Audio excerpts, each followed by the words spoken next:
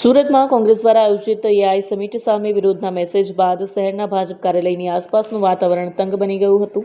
કોંગ્રેસ કાર્યકરોના મોટા ધસારાની સંભાવનાને ધ્યાનમાં રાખીને પોલીસ દ્વારા સુરત ભાજપ કાર્યાલય પર કડક બંદોબસ્ત ગોઠવી દેવામાં આવ્યો.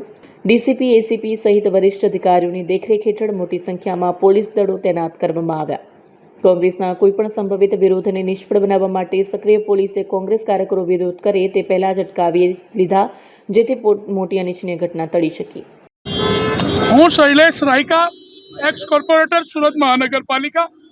છેલ્લા ઘણા સમયથી ભારતીય જનતા પાર્ટી અમેરિકા સામે નતમસ્તક થઈ રહી છે.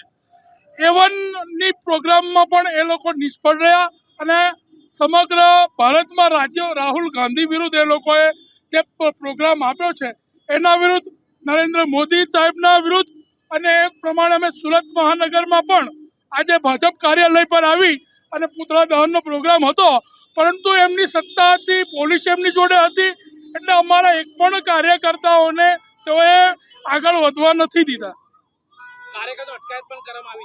જે કાર્યકરો જ્યાં દેખાયા ત્યાં પોલીસોએ જોર હુકમથી એમને અટકાવી દીધા છે અને તાત્કાલિક એમની અટકાયત કરી છે. પ્રદેશ કોંગ્રેસનો મહામંત્રી આજે કઈ જગ્યાએ શું વિરોધ?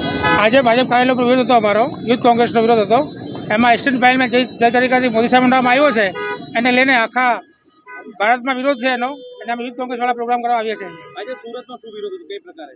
સુરતમાં આજે કાર્યાલય ઉપર અમારો વિરોધ હતો. એમાં અમે લોકો એસ્ટેટ ફાઇલના ખિલાફમાં જ બધા ભેગા થયા હતા. અહીંયા કાર્યકર્તાઓને પોલીસો જે ઘર્ષણ પર થયું, આ બધું અહીંયા ભાજપનું શાસન ચાલે છે એટલે પોલીસ લોકો એ લોકોના હાથમાં હોય.